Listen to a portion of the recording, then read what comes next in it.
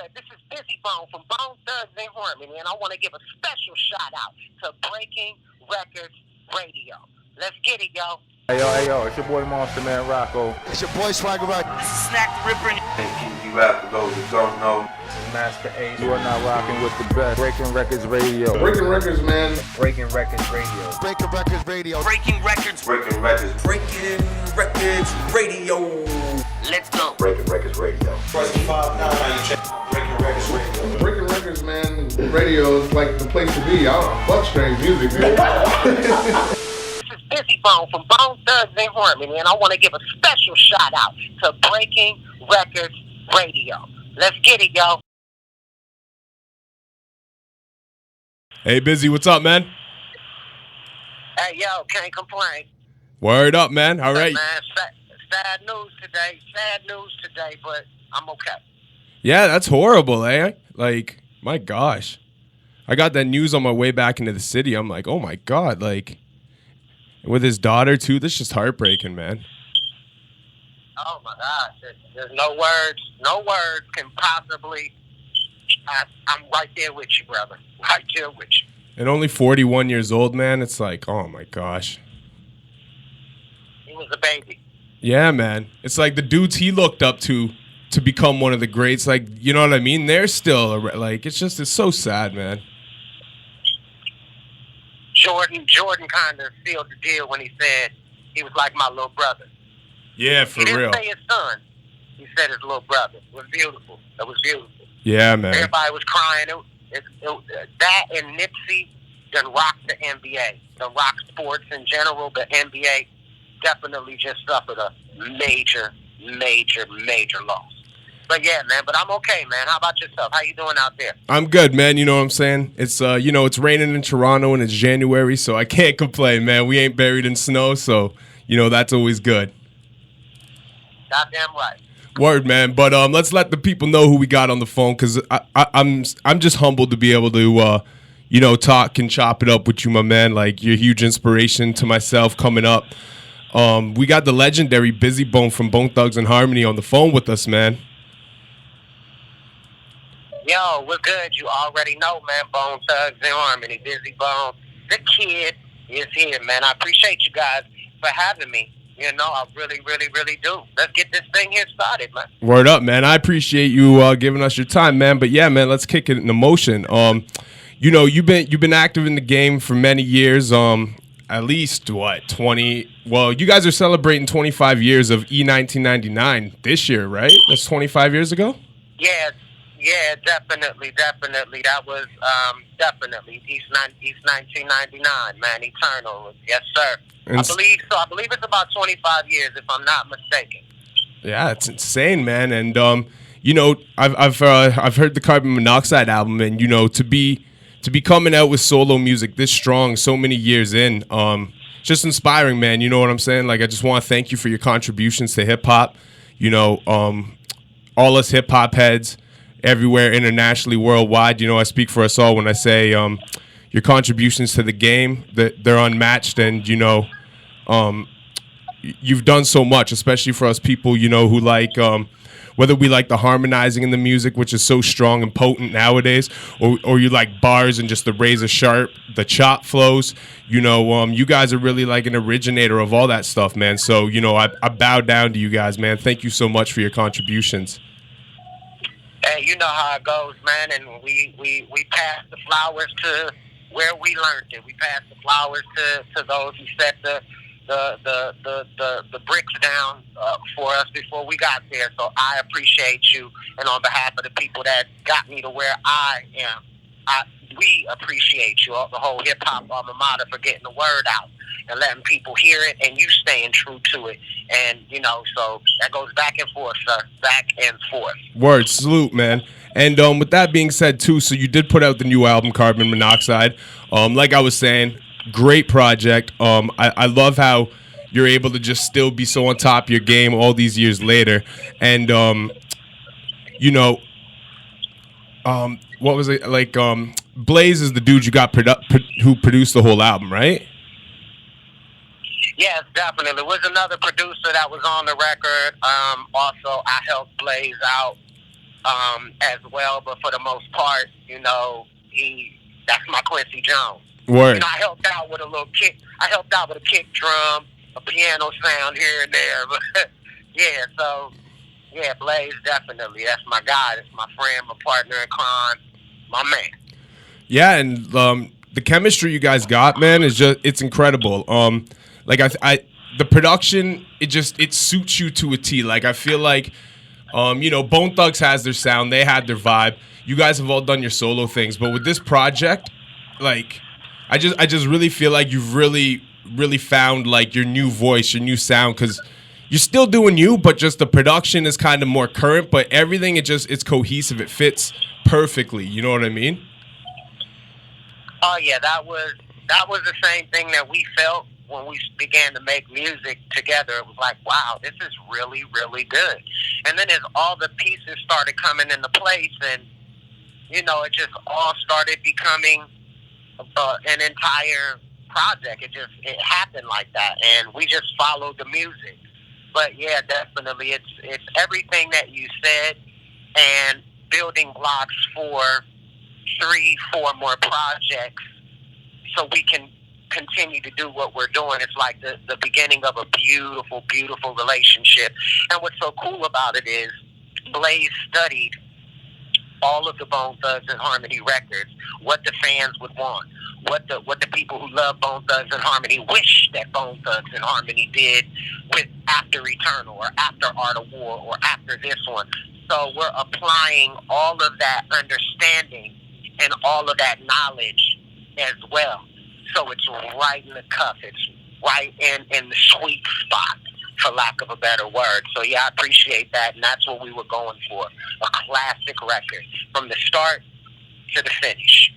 Yeah, that's great, man. And I really like what you said there, too, because I feel like a lot of cats, legends and veterans in the game, they continue to put out music, but they don't have a producer that they work with. Like, because firstly, I always think a rapper and a single producer always create the best product. Like, when the less hands involved in that chemistry, a lot of times you get the best, most organic product. But I like that you said he went back and studied all your guys' music too, because that's so important. Because it's not about what he does as a producer almost so much when you guys come together to create something new, because you're a legend. So he has to understand the legacy and what the legacy fans want, as well as, his touch and what he wants to do.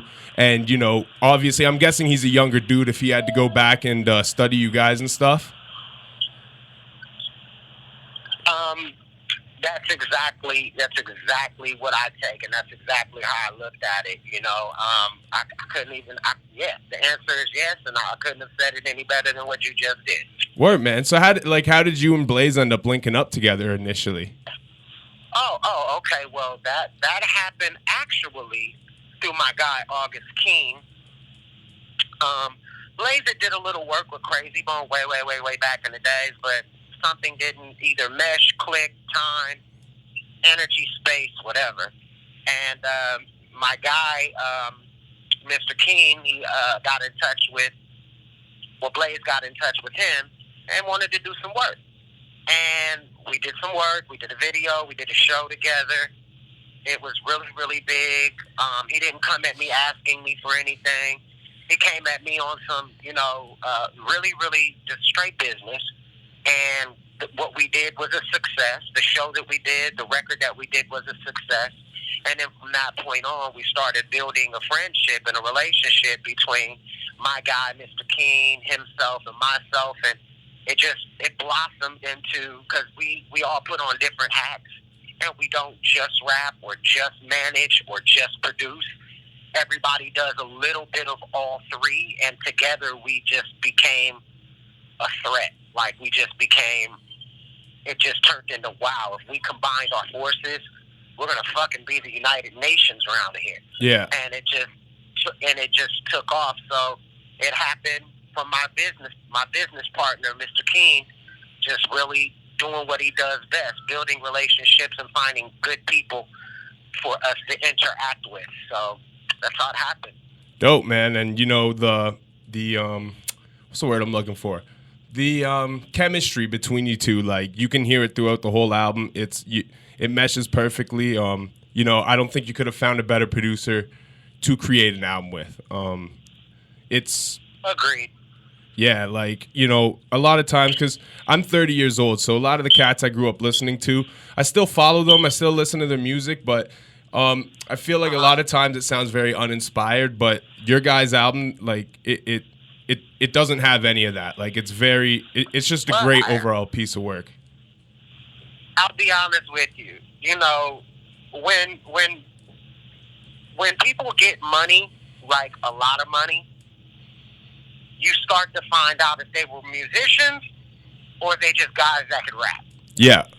A musician is always enthusiastic about his music. He's always wanting to put out new material because he's an artist. Now, a rapper, he's just hustling, man. He knows how to put words together, make them rhyme. Hopefully people like his voice. So you'll find that in the industry to where you get people that just don't want to do it. Snoop Dogg is an artist. Yeah. He has boatloads of money, but every time he gets on the track, you can tell he's feeling it. It's his own style.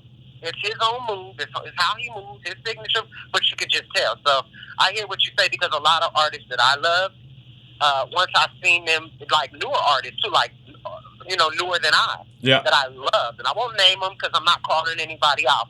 But once they hit the jackpot, they just stop. They stopped enjoying music. They stopped it, like, really being enthusiastic about it. And you can really, really tell. Like, you can tell. Yeah, they man. Don't want to do it anymore, you know, because they got the money. You know what I mean? They hit it big in the stock market or whatever, investments, and more power to them because the object of the game is to get guap. But I noticed that, and that's kind of like my take on it, you know. Yeah. You can't be right about everything, but, you know, we all got some sort of an opinion, you know?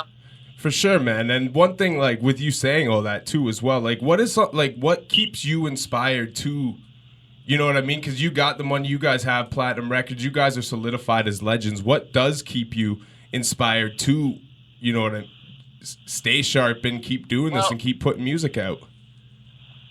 I fell in love with music when I was kidnapped and I was away from my mother.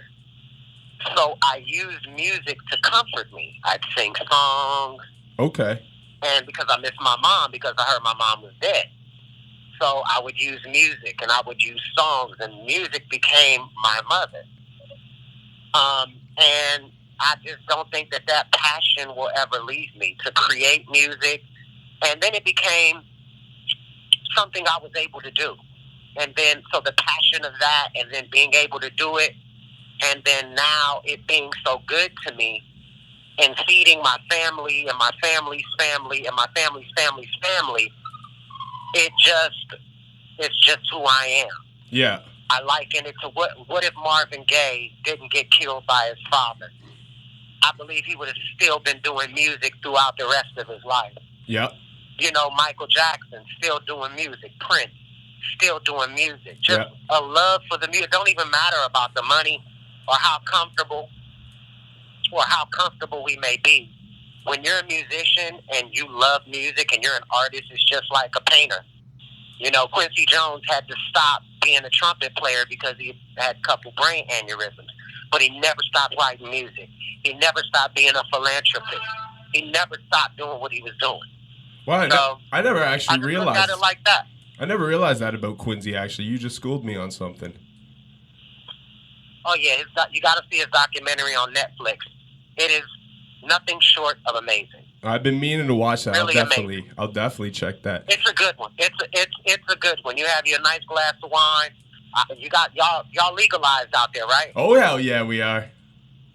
Okay, get your nice glass of wine, get you some Gorilla Glue, and really sit down and watch it. You'll enjoy it. Trust me.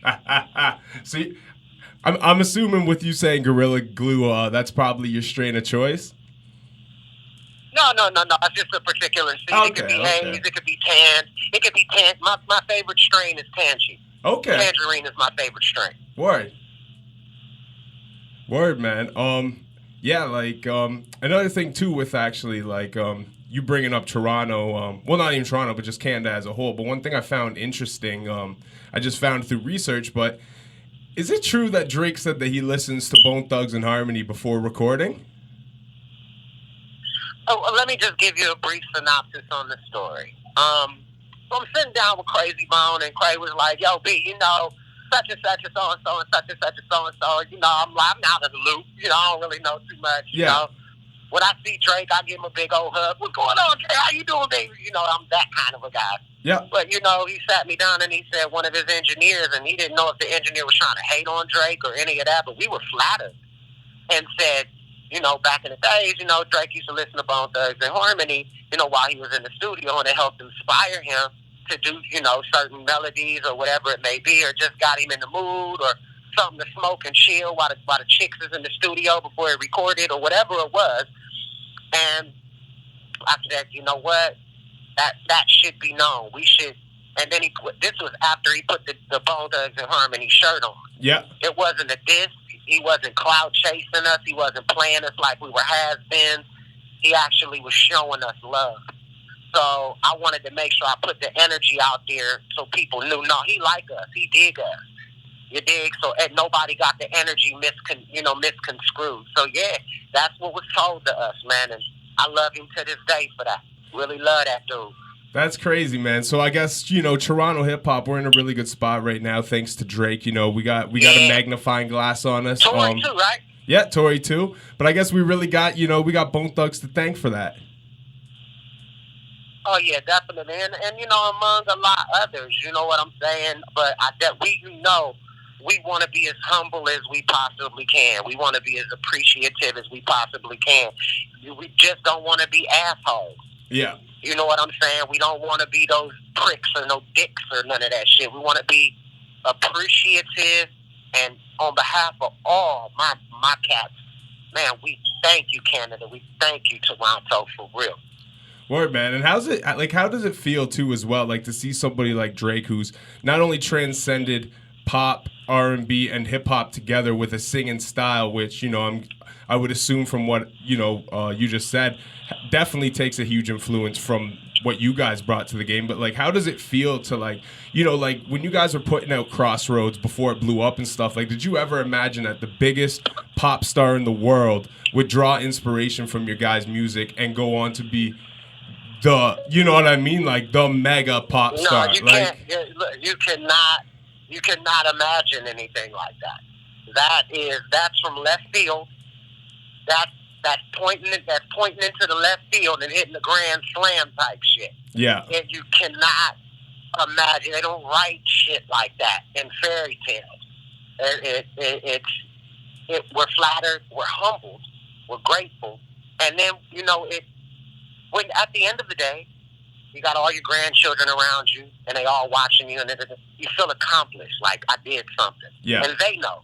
Grandpa did something. You know what I'm saying? You know what I mean? So that's what it feels like. It feels, you feel accomplished and humbled as well. You know what I'm saying? It's a great feeling. It really, really, really is. It's a beautiful thing, man, for real. And like, you know, one thing, you know, until recent years, I feel like you guys have really, in the last, you know, few years, have really been starting to get the respect you deserve. But I feel like there was a good area of time in hip hop when things were changing, you know, when the South started taking over and stuff. But like, not a lot. It happened to a lot of cats, but I feel like there was a good chunk of years where, you know, people didn't talk about how influential and important Bone Thugs were to the culture. Like, you guys shifted things, and I mean, all the proof is there to show it nowadays. But, you know, like, you guys transcended things. You guys did things that had never been done before on different levels, whether it be lyrically, the harmonizing, all that stuff. And, you know, it's just incredible. And I'm glad to see nowadays that, you know, your influence is really being, you know, appreciated, and you guys are really getting the credit you deserve now. I'm going to tell you. Hello? We still there? Yeah. Okay, I'm going to tell you what Big Boy said. He said, I'm going to give you your flowers now. Not when you pass on. I'm going to give them to you now. And I think that that's what we're experiencing. But I also think that the fact that we stay on the grind, the fact that we toured 200 days out of the year since 2009, just touring, promoting. I think that that put us in a place to where they said, wait a minute, they're all still alive, they're doing shows, they're working. They're just to let them know, hey, we're still here, we're current, we do this, we got the Wiz Khalifa, you know what I mean? We got the Game remix, you know, we got the Everything 100 thing, you know, so on and so forth. So bits and pieces of those things, I think, is what still kept us or brought us to the attention of, these are our legends. Let's make sure we don't forget them. Yeah. So I think with hard work, because you can't sit on your butt and expect to be recognized, because even if you did start something, it's just like Tesla. Tesla didn't get noticed, and he still don't get noticed because he wanted to give everybody electricity for free. That's a fact. You know what I'm saying? So he never got his roses. But if circumstances would have gave him that opportunity, and he could have followed a certain, hey, stay at it, Tesla, stay at it, then maybe, so I think that that's what happens. It's like, thank God for my guys staying on the road, despite anything that we may have, individually wanted to do or not wanted to do, for staying in people's faces. And I think that that's really, really what brought that awakening, that new awakening and that new awareness, because we just kept going. We just have not stopped. We just keep going. Yeah. Yeah, man, you guys, for as long as I can remember, when I was a little kid, I was listening to Bone Thugs, up through the early 2000s, even when hip-hop was going through that weirdo transformation, you guys are still putting out dope records, like the shit with Akon, and you guys have just all you're continuously putting out music. So, I want to commend you guys for that, man. Let me just tell you, thank you very much. When you said the weirdo thing, let me just tell you, rappers are becoming rock stars. Yep. And that is the change. They're being more outrageous. They're being more flamboyant. They're being more open to sexuality and more open with just the ways of the world. That's hip-hop now. See, black people wasn't like the word gay or something like that around a black person, they would go crazy. But what hip-hop did was like, you know what? It's not bad. Yeah. So it does seem weird to some people that say, are we conforming? But it's such of a renaissance time. It's such of a poignant moment. Yeah. But yeah, definitely, and I appreciate. I knew you were about to say commend. I just didn't want to forget that point right there. You know what I'm saying? No, for sure, man. By any means, anytime I'm saying anything, if you got a point to get off, get it off, because what you got to say is more important than what I got to say. But one thing I do want to talk about too, to go back to the current album, my favorite joint on there is "Remember What Eazy Said." I'm sure that's probably a fan favorite of many degrees. You talk about a lot of touchy subjects with Eazy on it, like the acupuncture needle and stuff like that. And the thing is, I never actually heard that side of the story until I heard you on an interview. I can't remember with Vlad or somebody, but you mentioned that, and I was like, oh shit, like that makes sense. You know what I mean? I always thought the other stories, they're a little outlandish, like a little too crazy. You know what I mean? So, do you feel it's important, not only for the parties, the people that people like to claim, like Suge Knight and stuff, for those parties involved, but just for Eazy's legacy? Is that why you really decided to touch on that in the song? Do you feel like that's, it's important that people understand what likely, It's been so, it's been so many different theories And I know what he did for me as an artist, but I also know that people want to know how. Yeah. Like, none of his children have it. None of his baby mothers have it. His last wife didn't have it. How? So it's such of a mystery that a lot of things you just can't keep blaming the devil for things that the devil didn't do. Yeah. Because if you keep knocking on his door, somebody's going to answer. Yeah. So I think get into the good and get into the truth of the matter by any way that you can, even if it's giving your opinion. I heard the acupuncture story from my guy, Kid Frost, who did La Raza. Okay. And he said Eazy-E kept going to these acupuncturists because he had back troubles. He had problems with his back. Yeah.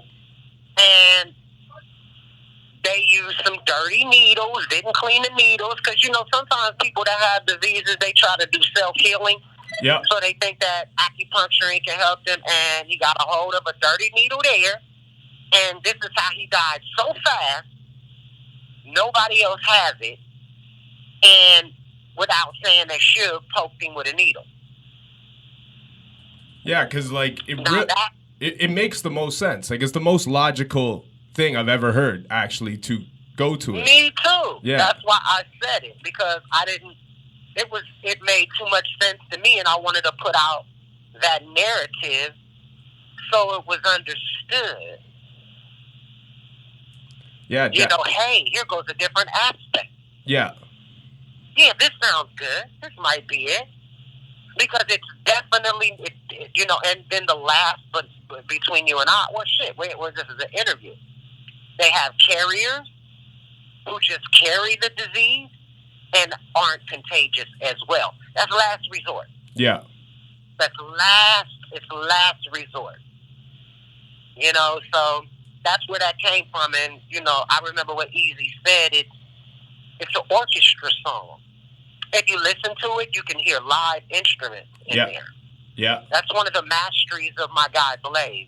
He's not just a beat machine. He's not just a keyboard. He's violin. He's guitar. He's harp. He's all of those things. So, definitely, it's one of those songs that stood out, and I had to really make an ode to the guy that made it so I can provide for my great-grandchildren. This is generational wealth we're talking about here. Yeah. It's a good thing. This is cryptocurrency and shit like that. Yeah. So. And, with the song as well being called Remember What Eazy Said, I was curious, what is the most important lesson that you took from working with Eazy-E in his time while you guys were able to work together? The most important lesson was, I'm vouching for you. You guys are going to be forever famous. It's up to you guys to stay that way. Word. Don't get caught up on drugs. Don't fuck yourself over with too much alcohol. Don't play yourself and smoke too much bud. Don't spend your money foolishly. Have fun, be young, but you're in now. Yeah. You're in. What are you going to do with it? Word, man. And as well, too, because I find a lot of times people, especially when it comes to the past of hip-hop, a lot of people focus on the negativity, in which, there's lots to learn in the negative stories, too. But I'm just curious, with your time with Eazy, what maybe your funnest memory or your funniest memory or moments with him are that you could remember. Okay, cool. So we at this house party, right? Yeah. We in a Crip neighborhood, right? Yeah. So some guys is looking at us, talking about robbing us. I'm 16. You know what I'm saying? We 16, 18, 17, 19, young cats. So these cryptos is about to rob us. So we call Eazy-E. We was like, E, we in trouble. We need you. Eazy-E drove through in a they used to have these things called 600 Mercedes-Benz. Yeah. I don't know if they still have these things. Way back in the day, bro. He came through with a bazooka in his trunk. He was like, where they at? Like, we should just get in the car with you.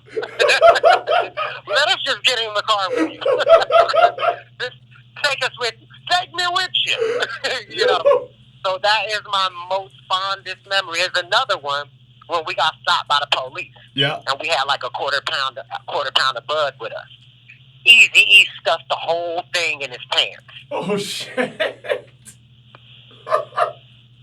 When the police stopped us. So that was another great fond memory. But my favorite one was when our asses were in, you know, because gang warfare in LA back in the days was pretty crucial. Yeah.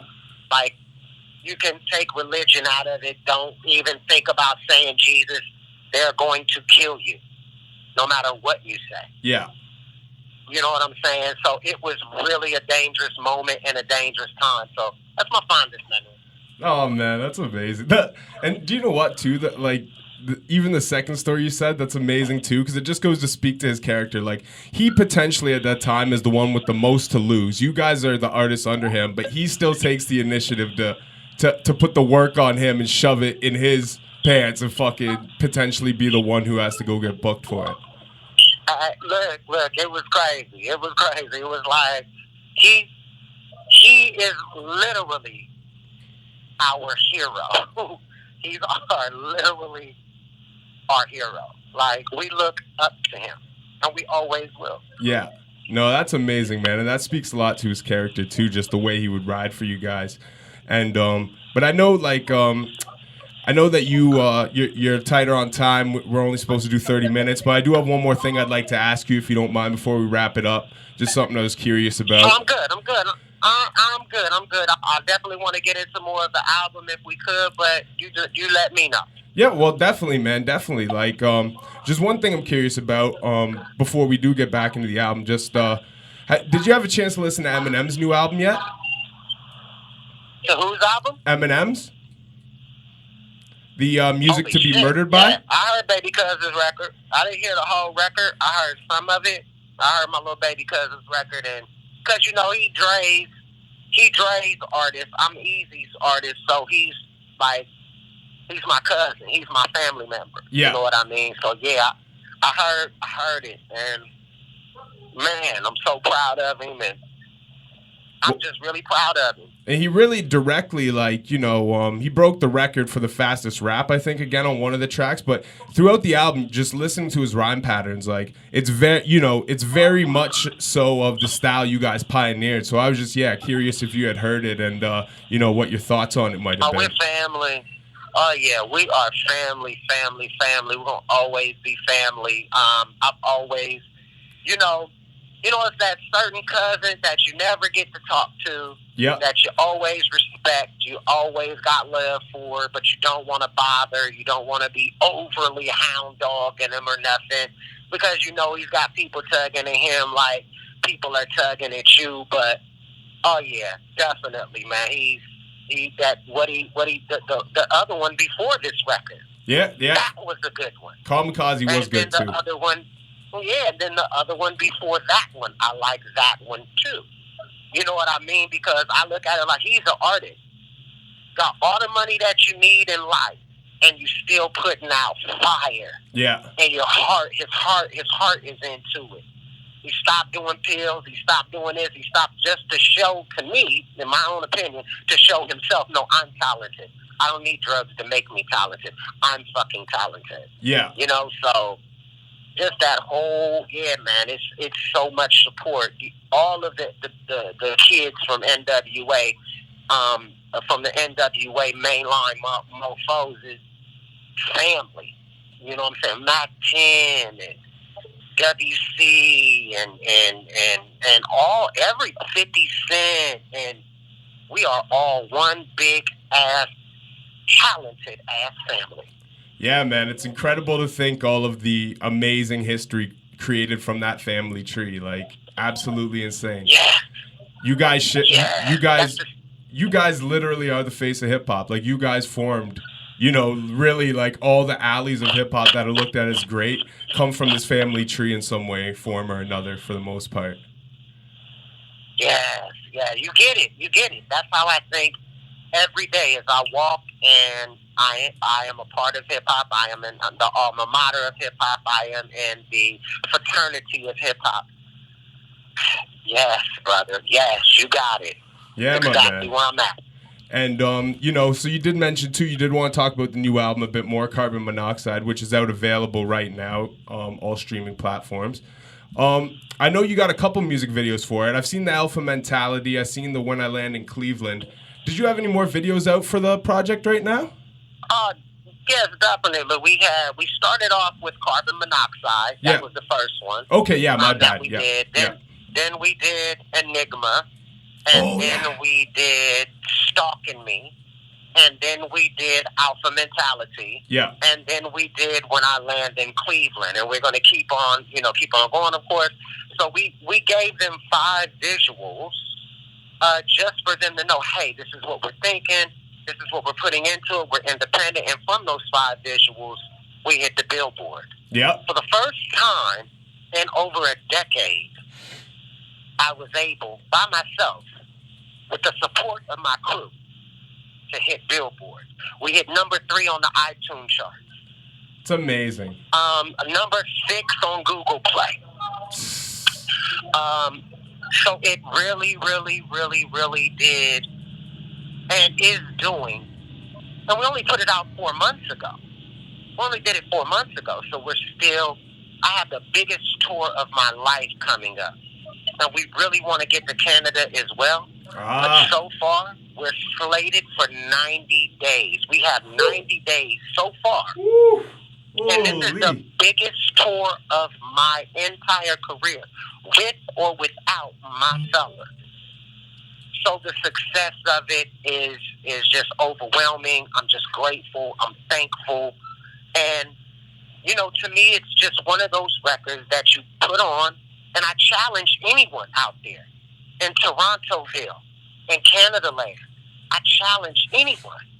Listen to the record from the very, very first song to the very, very last song, and then tell me what you think. Individually, the songs can stand on their own. Yeah. But you let me know what you feel, because we worked our asses off on every piano chord, every kick drum, every syllable, every second, all the subject matter, the content, all the words, the whole vibe. And that's what that is really what I want people to understand about Carbon Monoxide. I made this record to be a classic. I made it when I said, you know what? I am at the top, peak level performance of my career. Like, this is where I'm at right now. I am coasting at this point. I'm not going up. I'm not going down. I am at Mount Everest right now. Lyrically, physically, emotionally, spiritually. I've got to give them this. Yeah. Because I knew it was going to stand the test. I know that this record is going to stand the test of time. Because all I've ever been trained for is legendary classical music.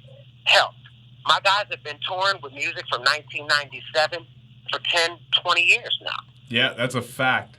And it hasn't missed a beat.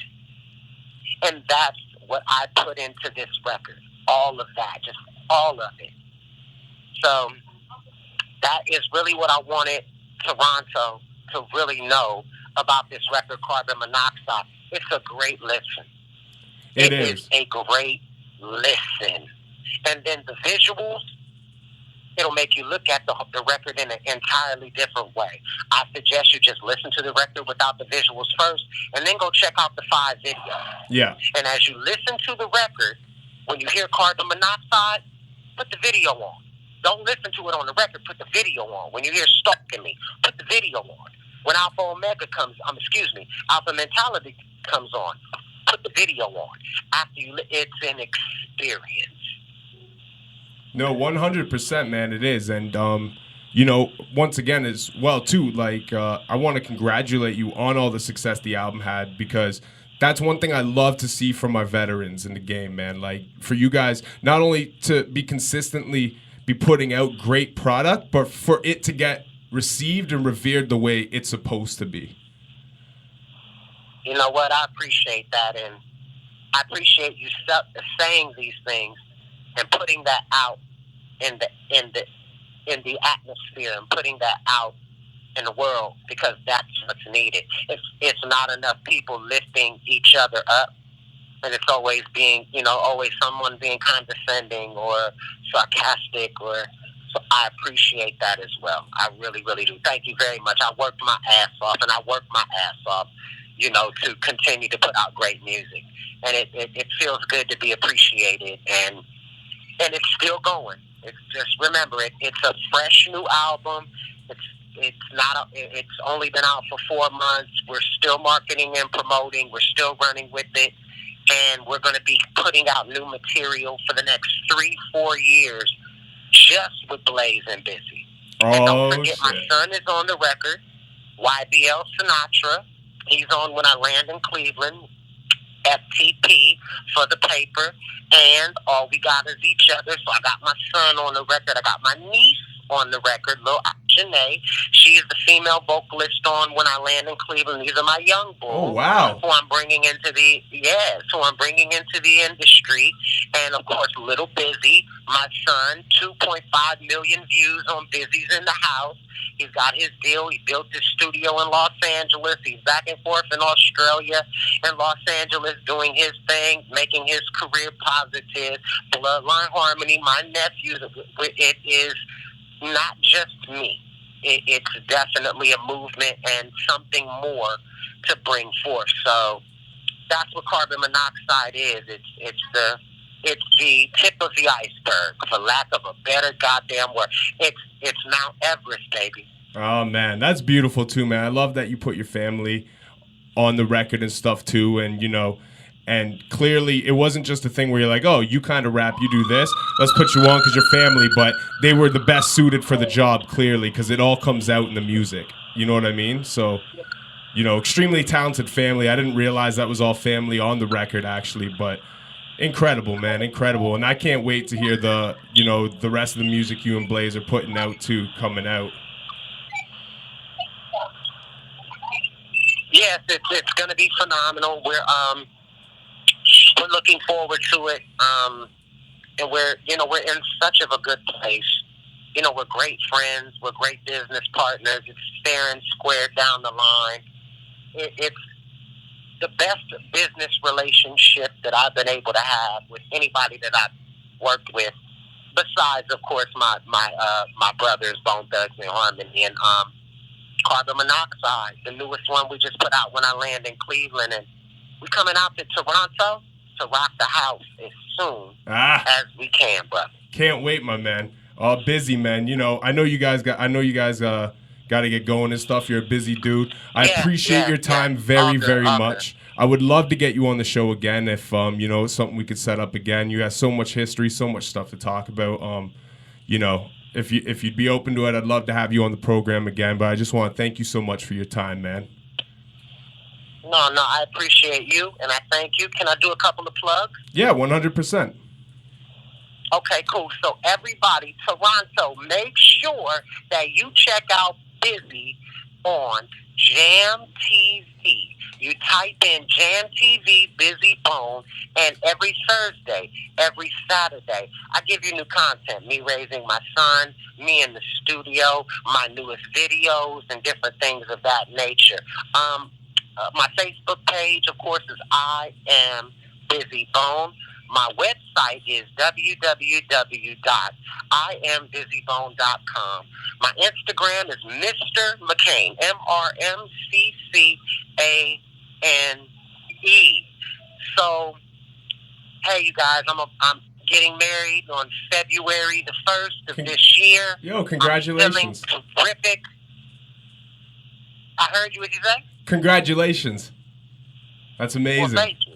And I am having the best time of my life, Toronto. And thank you guys just for listening. And I hope you give Carbon Monoxide a listen. And we got many more to come. I appreciate it, Bizzy, man. Have a blessed evening, my friend. You too. Have a good evening, man. God bless you, okay? God bless. Cheers, my man. Yeah. Cheers.